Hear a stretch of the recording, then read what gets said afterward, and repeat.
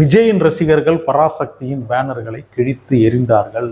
விஜய் ரசிகர்கள் அராஜகம். ஸோ இப்படி ஒரு நியூஸ் இப்போ வந்துகிட்டு இருக்கு இல்லையா? இதுக்கு பின்னாடி என்ன அரசியல் இருக்கு, என்ன நடந்துகிட்டு இருக்கு அப்படின்றதெல்லாம் இந்த வீடியோ முழுசா பார்த்தீங்கன்னா உங்களுக்கு புரியும். நியூஸ்ட்ரா சேனலை சப்ஸ்கிரைப் பண்ணி வச்சுக்கோங்க. வீடியோ பிடிச்சிருந்ததுன்னா லைக் ஷேர்லாம் பண்ணுங்க. உங்களுடைய கருத்தை கமெண்ட்ல சொல்லுங்க. சரி, எந்த மாதிரியான அரசியல் இப்போ தமிழ்நாட்டில் நடந்துகிட்டு இருக்கு அப்படின்னா, இந்த டிவைசிவ் பொலிட்டிக்ஸ் அப்படின்னு சொல்லுவாங்க இல்லையா? அதாவது பிளவுவாத அரசியல். அது சாதாரணமாக மொழி, இனம், அப்புறம் நிறம், ஜாதி, மதம் இதையெல்லாம் வச்சு நடக்கும். ஆனால் இப்போ தமிழ்நாட்டில் அந்த பிளவுவாத அரசியலை வெள்ளக்காரன் நமக்கு கற்றுக் கொடுத்த அந்த ஒரு அரசியலை எதை வச்சு செய்கிறாங்க அப்படின்னா 2 நடிகர்களை வச்சு செஞ்சுக்கிட்டு இருக்காங்க. அது 2 நடிகர்களை வச்சு யார் செய்கிறாங்க அப்படின்றது உங்களுக்கே தெரியும். ஓப்பனாகவே சொல்லிடுறேன்.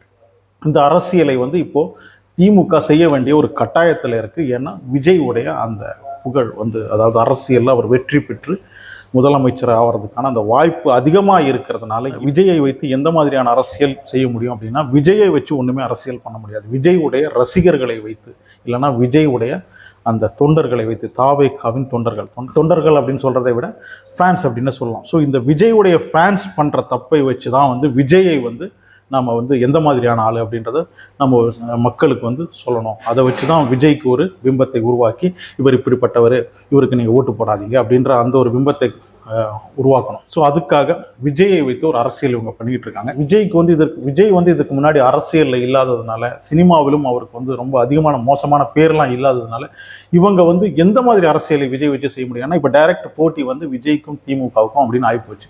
அப்போது விஜயை வைத்து என்ன அரசியல் பண்ண முடியும்? இவங்களுடைய ரசிகர்களை வச்சு மட்டும்தான் அரசியல் பண்ண முடியும். அதனால் என்ன, கடைசி சான்ஸ், அதாவது இந்த எலெக்ஷனுக்கு முன்னாடி ஒரு பெரிய ஒரு அரசியல் ஒன்று நடத்தணும். விஜயோடைய பேரை மொத்தமாக சிதைக்கணும். விஜயுடைய பேர் இல்லைன்னா விஜயோடைய பேரை எப்படி சிதைக்க முடியும்? விஜயோடைய ரசிகர்களை வச்சு தான் சிதைக்க முடியும். அப்போது இந்த படம் பராசக்தி அப்படின்ற அந்த ஒரு படத்தை ஒரு ஆயுதமாக எடுக்கிறாங்க. அது அவங்களுடைய படம் அப்படின்றதுனால ரொம்ப ஈஸியாக இந்த ஒரு படத்தை வச்சு நல்ல கேம் விளையாடலாம். அதை வச்சு விஜயுடைய பேரை நாம் களங்கப்படுத்தலாம் அப்படின்ற அந்த ஒரு முடிவோட இந்த ஒரு படத்தை பெரிய ஒரு ஆயுதமாக திமுக எடுத்திருக்காங்க. நீங்கள் இந்த படத்துடைய ட்ரைலர் ரிலீஸை வச்சு கண்டுபிடிக்கலாம். பராசக்தியுடைய ட்ரைலர் வந்ததுக்கப்புறம் ஜனநாயகனுடைய ட்ரைலர் விடலாம் அப்படின்னு ஜனநாயகனுடைய டீம் வெயிட் பண்ணிகிட்டு இருக்கும்போது, திமுக ஜனநாயகனுடைய ட்ரைலர் வந்ததுக்கப்புறம் தான் நாங்கள் பராசக்தியுடைய ட்ரைலரை விடுவோம். ஏன்னா அதை வச்சு ஒரு கேம் இருக்குது. விஜய்க்கு ஈக்குவலாக சிவகார்த்திகேயன் இருக்கார் அப்படின்றத எப்படி காட்ட முடியும்?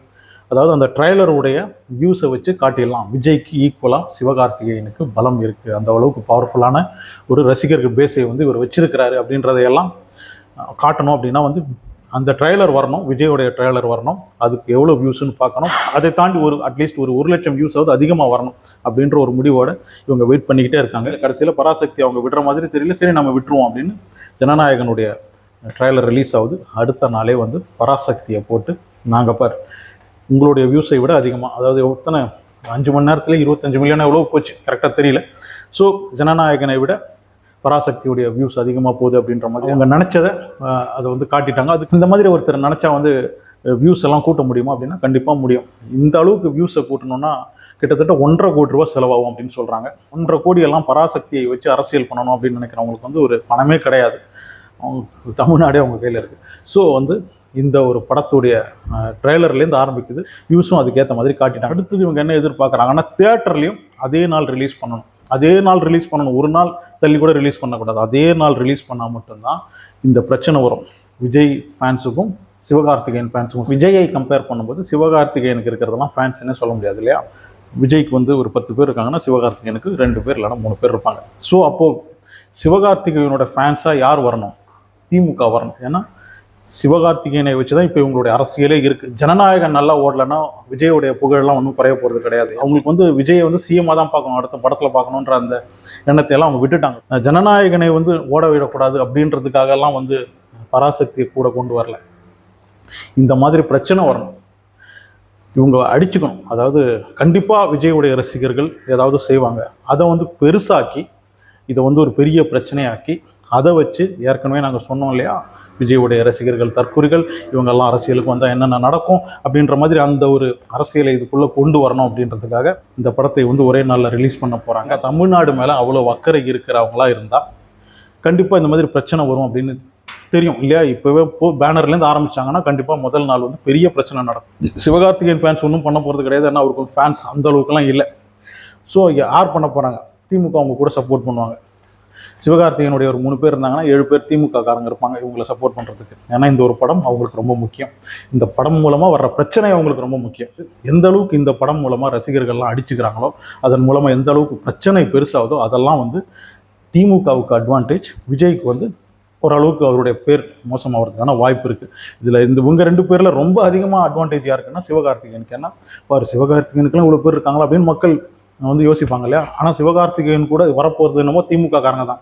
இருந்தாலும் மக்கள் வெளியில் பார்க்குறவங்களுக்கு, ஓ சிவகார்த்திகேயனுக்குலாம் இவ்வளோ ரசிகர்கள் இருக்காங்களா அப்படின்னு சில ப்ரொடியூசர்ஸ்லாம் யோசிக்க ஆரம்பிப்பாங்க. அவருடைய சம்பளம் ஏறும், அடுத்தது பெரிய லெவலுக்கு சம்பளம் வாங்க முடியும். சிவகார்த்திகேயனுக்கும் திமுகவுக்கும் இந்த படம் மூலமாக பிரச்சனை வந்தால் லாபம், தாவேகாவுக்கும் விஜய்க்கும் வந்து அது பேரை மோசமாக்கும். ஸோ இதுதான் அவங்களுக்கு தேவை. ஜனநாயகன் தான் திமுகவின் கடைசி ஆயுதம். இந்த படத்தை அவங்க விட்டுட்டாங்கன்னா, இதில் வந்து பெருசாக வந்து பாலிடிக்ஸ் பண்ண முடியலன்னா, விஜயுடைய ரசிகர்களை வச்சு இனிமேல் திமுகவில் பெருசாக எந்த ஒரு அரசியலும் பண்ண முடியாது. ஜனநாயகன் பராசக்தி படம் ரிலீஸ் அன்றைக்கி வந்து டாஸ்மாக்லாம் நிறைய சேல் நடக்கும்.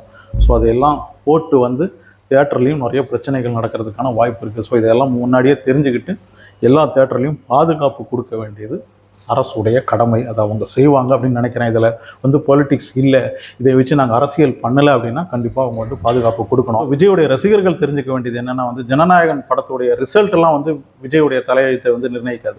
ஆனால் அந்த படம் மூலமாக நடக்கிற பிரச்சனை இருக்குது பாருங்கள், அதில் நீங்கள் எப்படி நடந்துக்கிறீங்க, அந்த படம் ரிலீஸ் ஆகிற அன்னைக்கு ரசிகர்கள் எப்படி நடந்துக்கிறீங்க, நீங்கள் எந்த மாதிரி பிஹேவ் பண்ணுறீங்க அப்படின்றத பொறுத்து தான் விஜயுடைய அரசியல் வாழ்க்கையை நிர்ணயிக்குது. உங்களுடைய தலைவனின் தலையெழுத்து இருக்குது அப்படின்றத உணர்ந்து ஒழுங்காக நடந்துக்கங்க.